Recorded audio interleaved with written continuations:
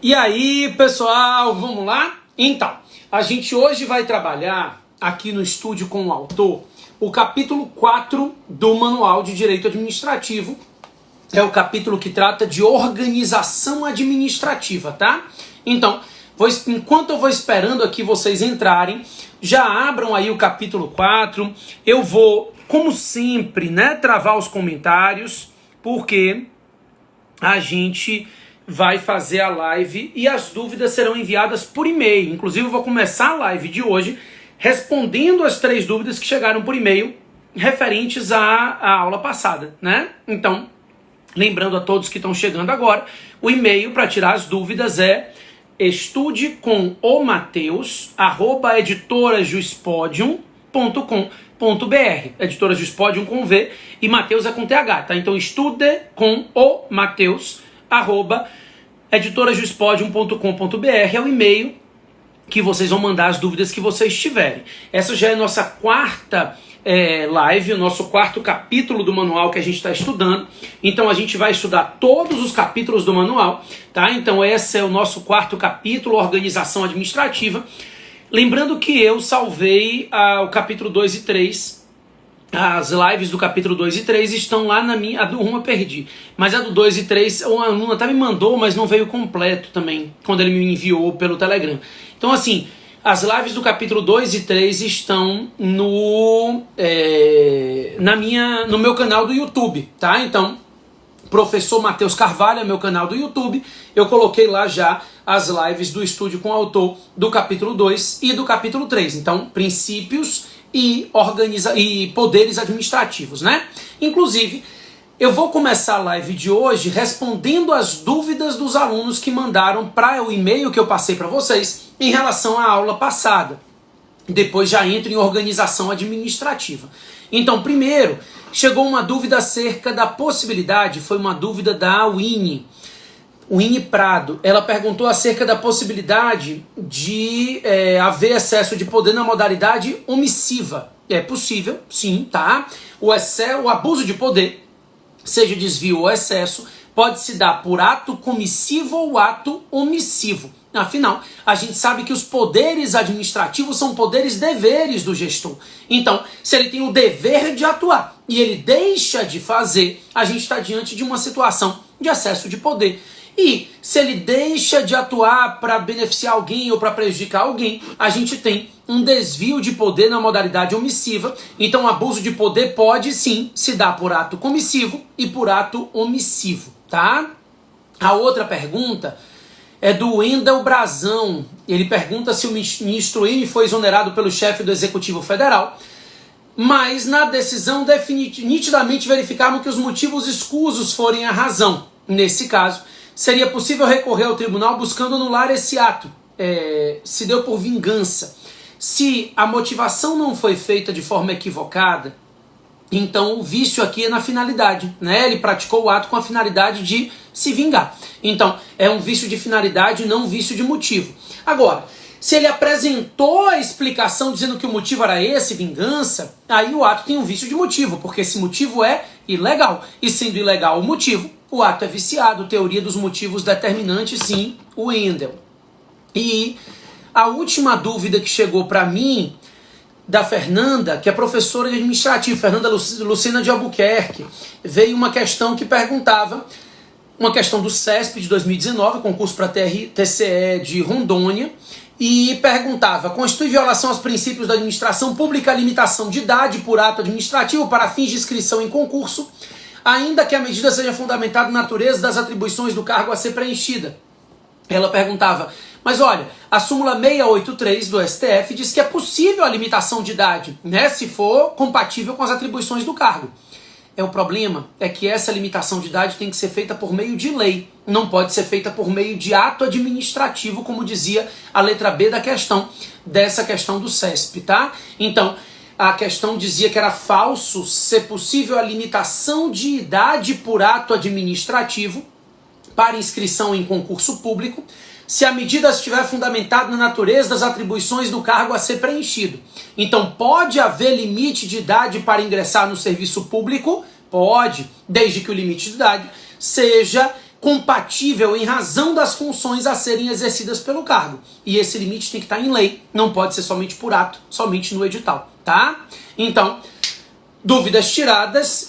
Quem tiver dúvida na próxima live, eu vou responder as dúvidas de hoje. Então você hoje manda estudecomomateus@editorasdospodium.com.br e na próxima live eu já começo resolvendo as dúvidas desse capítulo, tá? Que é o capítulo 4, organização administrativa, o que a gente vai começar a fazer aqui agora. Lembrando que ao final da live eu disponibilizo um cupom de desconto que vale 1 hora, tá? Então o cupom vai ser Mateus 2020, tá? Então Mateus 2020, Mateus com TH 2020, é um cupom de desconto para quem quiser adquirir o livro entre 7h40, que é a hora que a live acaba, e 9 horas da noite. Então o cupom vale até as 21 horas somente, e eu vou disponibilizar ao final da live, tá certo? Vamos lá. Organização administrativa, abre aí para mim, eu estou na página 163 do livro, 163, e ele começa explicando o que é a estruturação do Estado, fala de princípios gerais, e aí eu vou entrar na página 166 e 167, que é o que interessa para a gente a princípio. Então, a 166 e a 167 tratam justamente da prestação direta pelo Estado de serviços e da prestação indireta, que se dá por meio de descentralização. Então eu explico que em algumas situações o Estado presta o serviço diretamente, né? Então a gente tem aí União, Estados, municípios e Distrito Federal executando determinadas atividades de forma direta. E essa prestação direta do serviço nós podemos chamar de prestação centralizada do serviço. Então, a prestação direta ou a prestação centralizada é justamente essa prestação feita pelos entes da federação. União, Estados, municípios e Distrito Federal, tá?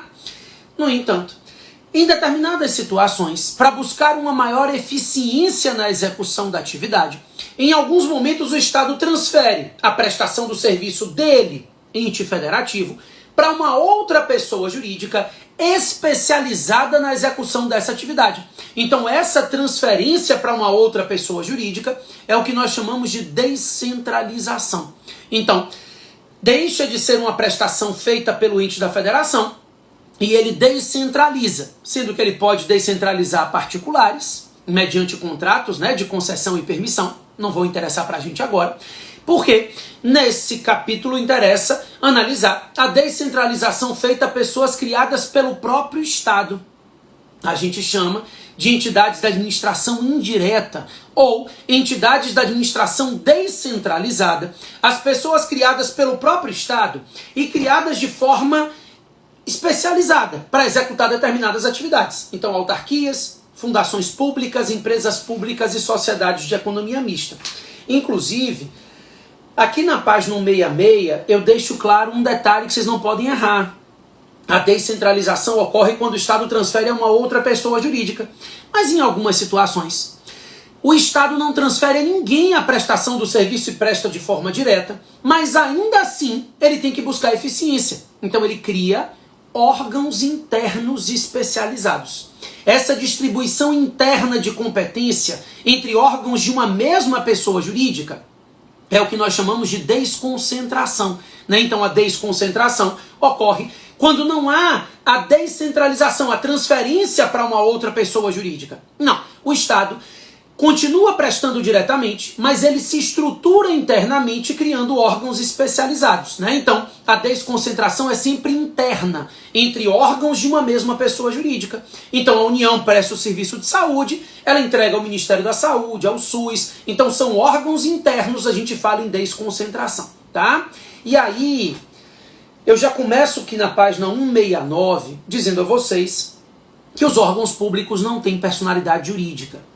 Então, esses órgãos, eles são parte integrante de uma pessoa jurídica. O órgão, ele não tem personalidade jurídica propriamente dita, né? A página 169 começa explicando isso, que o órgão é um centro de competência, que ele não tem personalidade jurídica própria, mas depois ele aproveita, na página 171, o livro deixa claro pra gente que, embora não tenha personalidade jurídica, alguns órgãos gozam de capacidade processual.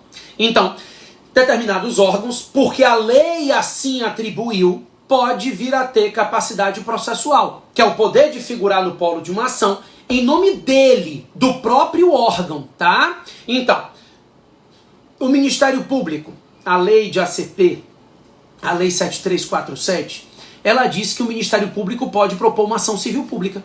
Se o Ministério Público de um Estado propõe a ação civil pública, é o Estado quem está propondo? Não.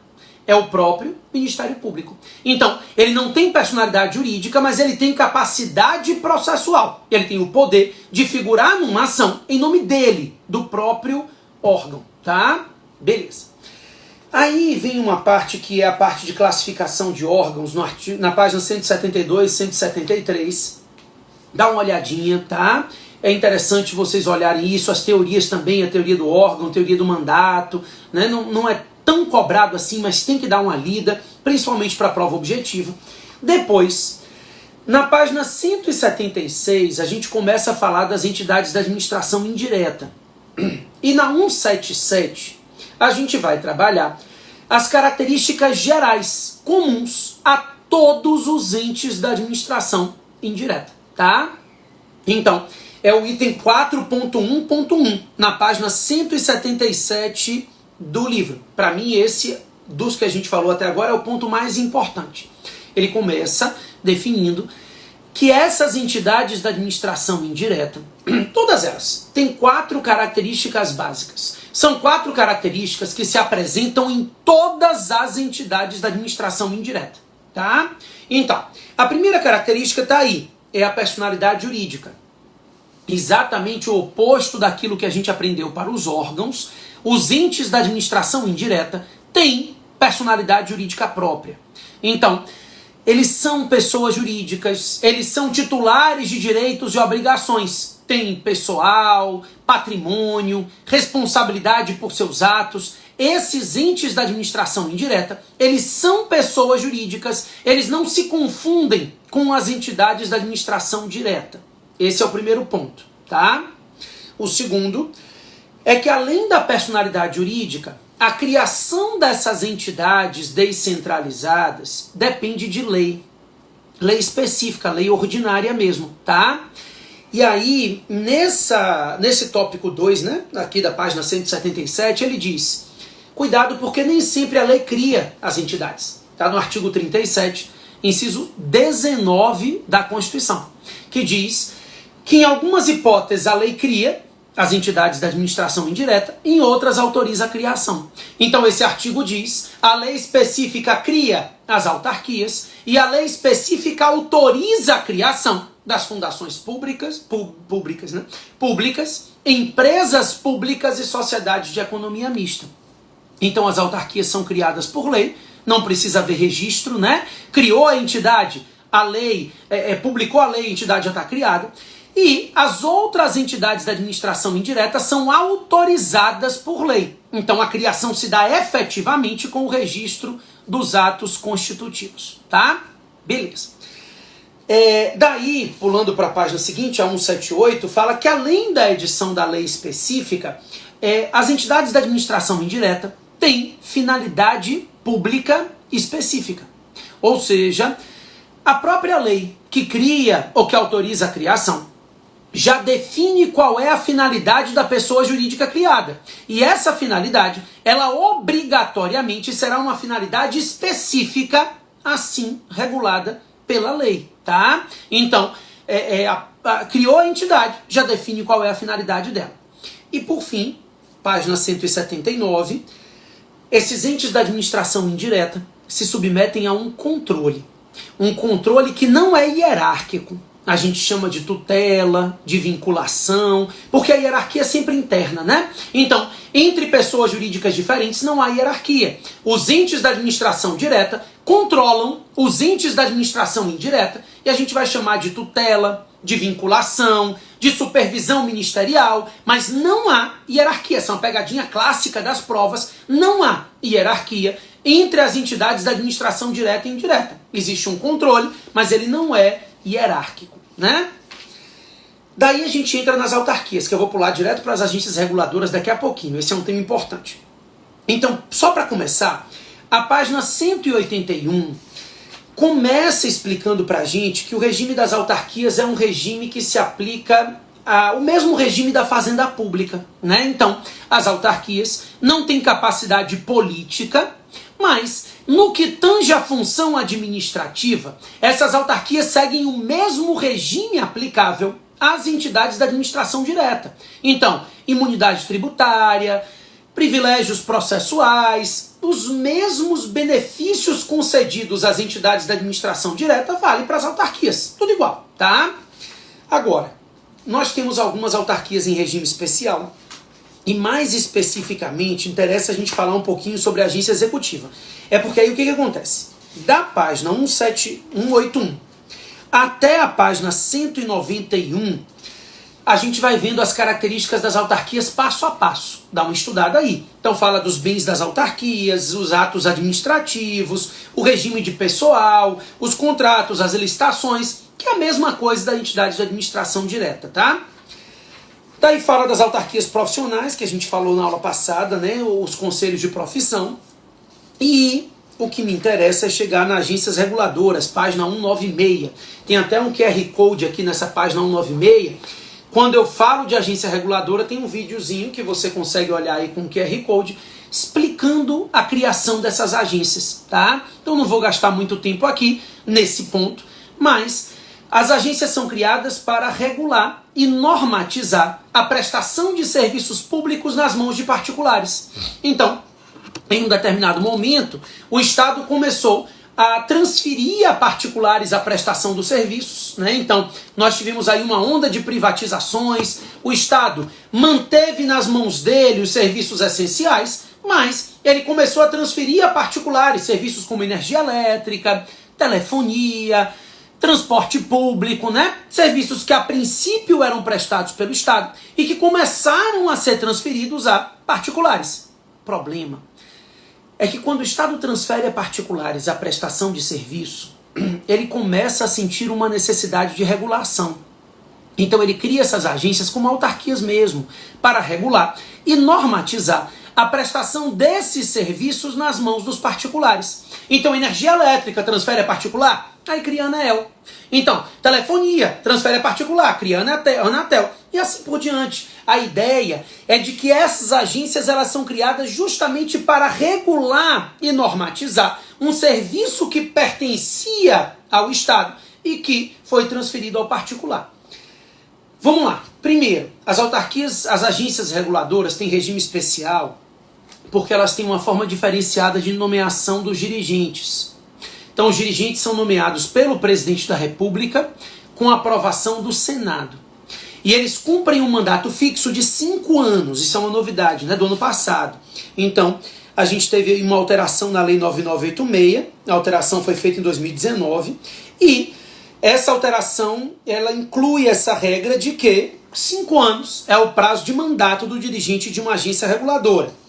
Também é importante que você veja que essa lei, essa alteração, previu uma quarentena e diz que depois que o dirigente sai do mandato, ele tem que cumprir um período de quarentena de 6 meses. Eram 4 meses na Lei 9986, agora ela foi alterada, ela prevê um prazo de 6 meses. Claro que a gente sabe que tem leis específicas de agência que prevê prazos maiores, mas não havendo nada na lei específica da agência, a quarentena é de 6 meses. O ex-dirigente, durante esse período de 6 meses, fica impedido de prestar serviço nas agências, nas empresas que eram reguladas pela agência que ele dirigia.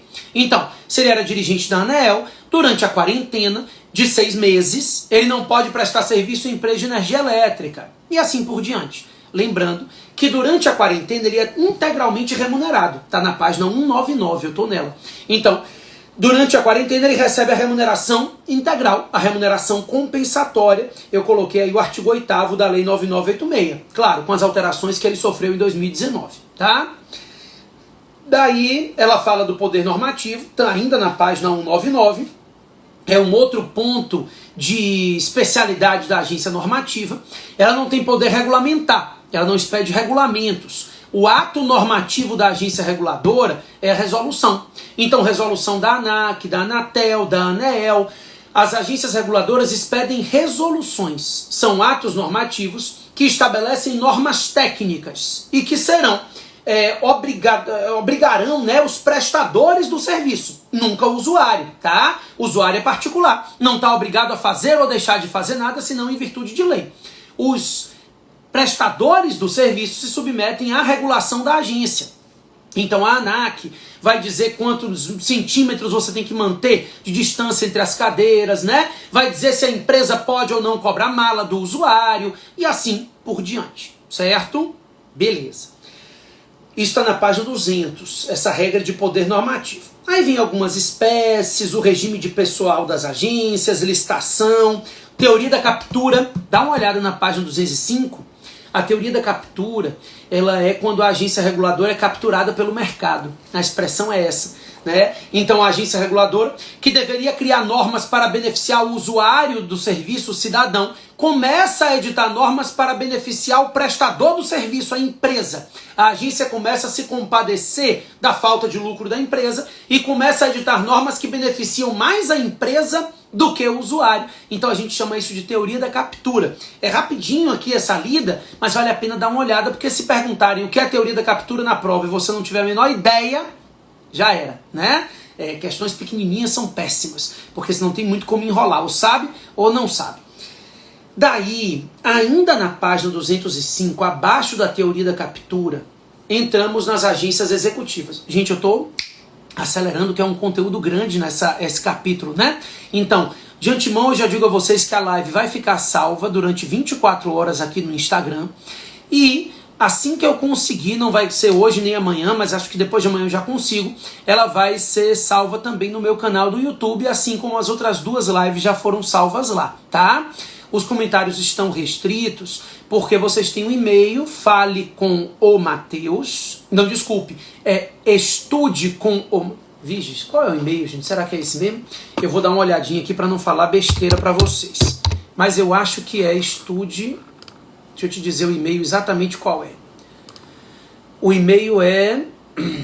Estude, eu falei certo. Estude com o Matheus, @editorasdospodium.com.br. Pode mandar suas dúvidas que no início da próxima live, que será na próxima quarta-feira às 19 horas, antes de eu estudar o capítulo 5, eu tiro as dúvidas como eu fiz hoje, tá? Também, no final da live eu vou liberar um desconto, um cupom de desconto, vai ser Matheus com TH 2020, que vai valer até as 9 horas da noite, lembrando para quem entrou agora e que não tem o livro ainda. Mas vamos lá. As agências executivas estão na página 205 e elas não se confundem com agências reguladoras. Aqui tem um tema relevante, né? Por quê? A agência executiva é uma autarquia comum.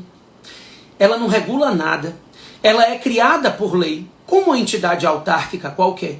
E ela é criada para prestar serviço público. Isso é uma agência executiva. Então ela atua na atividade típica de Estado, como qualquer outra entidade autárquica. A diferença é que essa agência executiva ela está ineficiente.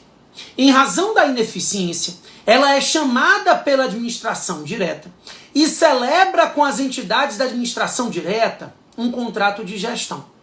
Por meio desse contrato de gestão, essa autarquia se qualifica como agência executiva, por decreto mesmo, não precisa de lei não.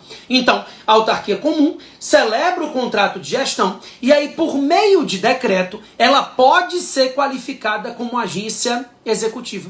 Ela ganha algum orçamento a mais, maior liberdade, mas em troca, ela vai cumprir um plano estratégico de reestruturação para que ela volte a ser eficiente, tá? Então essa autarquia, ela se qualifica como agência executiva e ela ganha alguns benefícios para cumprir esse plano estratégico de reestruturação. Cuidado, porque o que as bancas fazem é tentar confundir vocês, basicamente confundir a agência reguladora com a agência executiva. Então eles dizem assim, a autarquia X firmou um contrato de gestão, se qualificou como agência executiva. Aí vem assim, letra A, em razão da celebração e da qualificação, os dirigentes terão mandato fixo. Não, mandato fixo é uma característica de agência reguladora. Então eles gostam de confundir as agências, tá? Então a agência reguladora é a autarquia em regime especial, reguladora, e A agência executiva é uma autarquia comum que se qualificou após a celebração do contrato de gestão para conseguir cumprir um plano para ter mais eficiência, tá? Daí vem as fundações públicas na página 207 e a 208 já deixa clara aquela distinção, né? Que a fundação pública, ela pode ser de direito público ou de direito privado. Então, se ela for de direito público é autarquia, a gente chama de autarquia fundacional, e se ela for de direito privado, a gente pode chamar de fundação governamental, o regime é híbrido. Aqui eu vou pular, porque eu vou chegar no ponto que me interessa mais, que são as empresas estatais. Página 214.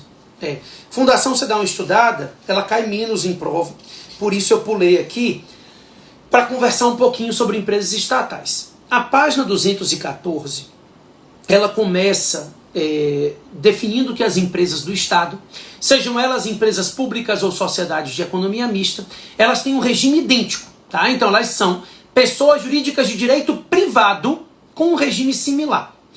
Daí na página 215, a gente fez uma tabelinha, ficou bem bacana essa tabelinha da página 215, e essa tabelinha tem as diferenças entre empresas públicas e sociedades de economia mista, né? Por quê?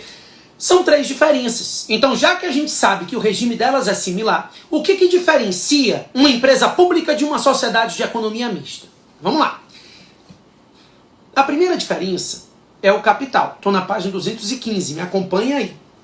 A primeira diferença entre empresa pública e sociedade de economia mista é o capital. Então, na empresa pública, o capital é 100% público.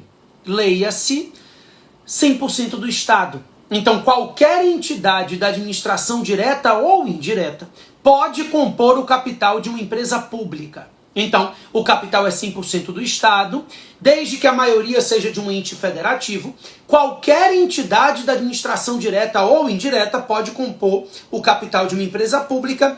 Isso está aqui nesse iniciozinho da tabela, né, deixando claro que outra empresa pública pode compor o capital de uma empresa pública. Então, quando eu falo capital 100% público, eu falo 100% das entidades integrantes do Estado, tá? Beleza. Na sociedade de economia mista, não.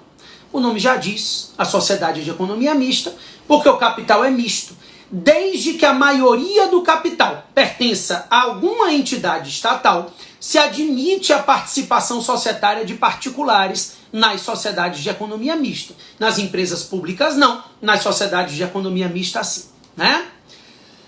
A segunda diferença, ainda na mesma página 215, é a forma societária. Nas empresas públicas se admite qualquer forma societária para a Constituição.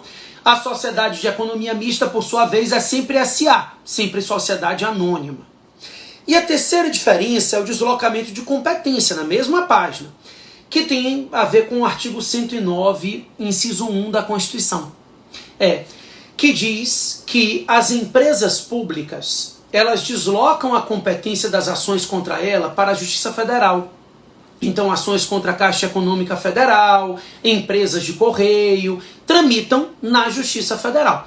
Já a sociedade de economia mista, ela não desloca a competência.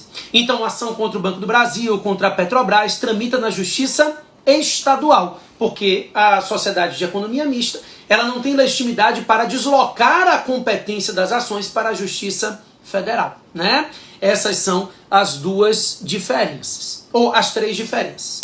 Daí, ele deixa claro, na página 216, o livro vai tratar das finalidades dessas empresas. E aí tem um ponto importante de novo, porque ela fala que as empresas públicas podem ser criadas para prestar serviço público ou para explorar atividade econômica. Mas a finalidade é sempre pública. O artigo 173 da Constituição Federal deixa claro que o Estado só pode explorar atividade econômica por motivo de relevante interesse coletivo ou para garantia da segurança nacional.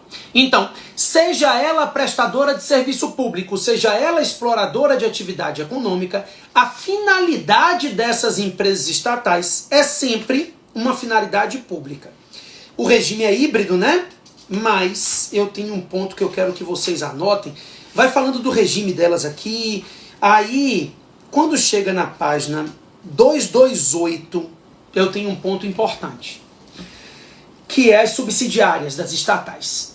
Aqui, como já passaram de meia hora, a live não pode durar muito mais do que isso, essa é a orientação. Então eu queria falar aqui na página 228 acerca das subsidiárias. As subsidiárias das estatais, elas não compõem a administração indireta, elas são empresas constituídas para auxiliar a empresa estatal no exercício da sua atividade. Só tem um detalhe. O artigo 37, inciso 20 da Constituição, diz o seguinte, estou na página 228, no finalzinho, ela diz: depende de autorização legislativa a criação de subsidiárias das empresas estatais. Então a Transpetro, para auxiliar no transporte de petróleo, a Brasilprev, da Petrobras, depende de lei específica que autorize a criação. E aí eu coloco um julgado na página 229, muito importante. É um julgado do STF, um julgado do Tribunal Pleno do STF, numa ADI, que diz o seguinte: é dispensável a autorização legislativa para a criação de empresas subsidiárias, desde que haja previsão para esse fim na própria lei que instituiu a empresa estatal. Ou seja, se a lei que autoriza a criação da empresa estatal permitir que ela crie subsidiárias, está suprida a necessidade legislativa. Isso cai muito em prova. Eu não preciso de uma lei específica para cada subsidiária que eu for criar. A autorização, ela pode ser dada na própria lei que autorizar a criação da própria empresa estatal, tá?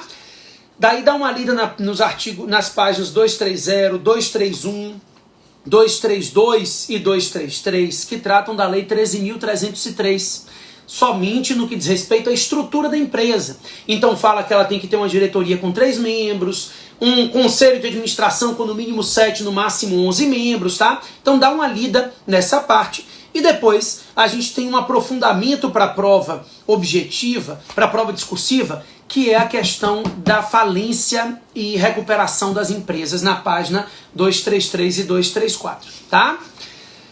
Pessoal, rapidinho, não saiam daí ainda não, vou falar bem rapidamente um detalhe. Na próxima aula, o capítulo 5 talvez seja, de todos os capítulos, o que mais tem temas de prova, que é o tema de atos administrativos. Eu ainda vou dar uma estudada, vou ver se esse capítulo vai ser feito em 2 lives ou em uma só, tá?